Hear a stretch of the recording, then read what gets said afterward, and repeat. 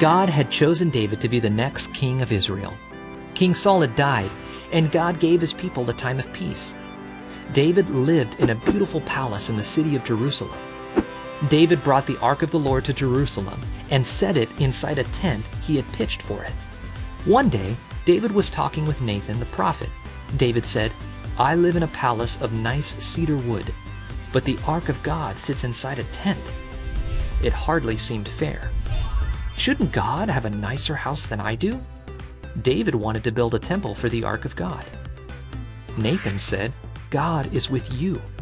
Do what you want." But God did not want David to do whatever he wanted.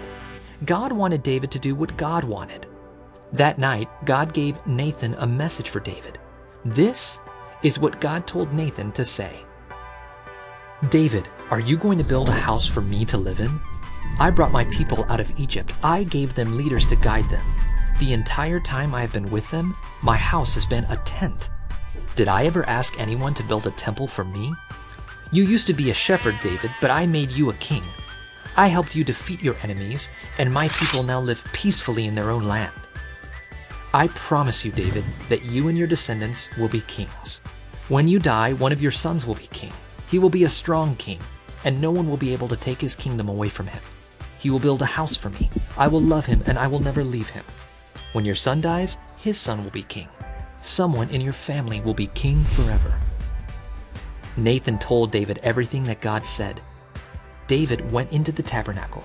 He sat down and prayed, "God, I don't deserve anything you've done for me, and you promised to do so much more. You are so great. There is no one like you.